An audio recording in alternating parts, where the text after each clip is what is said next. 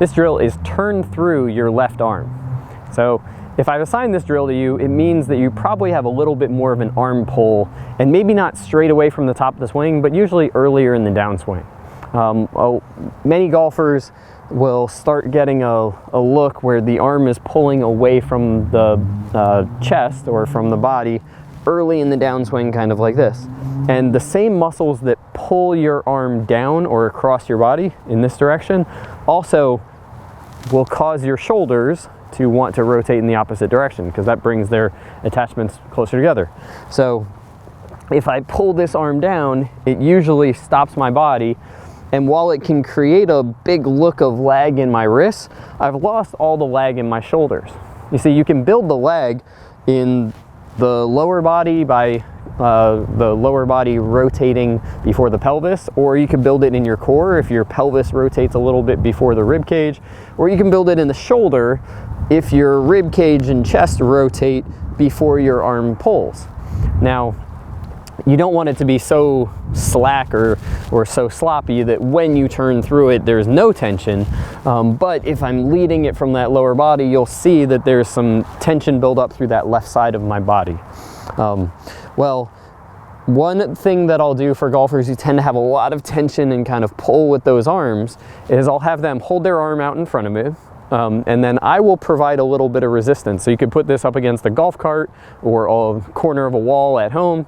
And then what you'll do is with that resistance, you'll turn your body towards the target until you feel a stretch in the shoulder.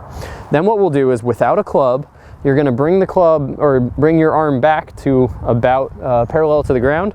And then you're going to duplicate that same stretch. So I'm going to try and get that stretch, and I'm going to try to keep that stretch all the way until it's pointing at the golf ball.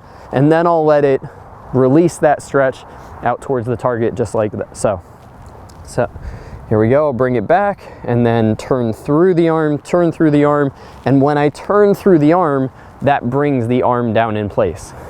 So this concept can be used with the single arm left arm drill, or 9-3, 10-2s, working on some of that left shoulder connection. So in the single arm drill, I'm going to bring it back, and then I'm going to feel like my body pulls through that left arm all the way until it gets down towards impact.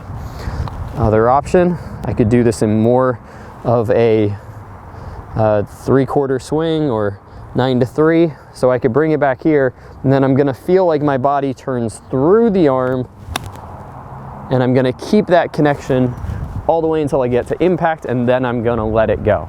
So if you have a tendency to pull more with your arms, or your arms get disconnected from your body, and so therefore from the down the line camera, your body is facing more the golf ball instead of having your chest pointing out in front of the golf ball, one idea that can really help is feeling like you turn through the left arm, and that left arm just stays pinned across your chest, similar to the leave your arms behind you idea. Okay, so in demonstration, I'm going to bring it back, and then I'm just going to leave that left arm until I feel a little bit of a stretch, and then come down. I can either do this as kind of a pump drill, get the stretch, keep the stretch all the way through, or I could do this as more of a kind of a sequence 9-3 focus. So whichever way helps you build that awareness of that left shoulder will ultimately help improve your low point contact, getting further in front of the ball from having a better sternum or chest location compared to your arms.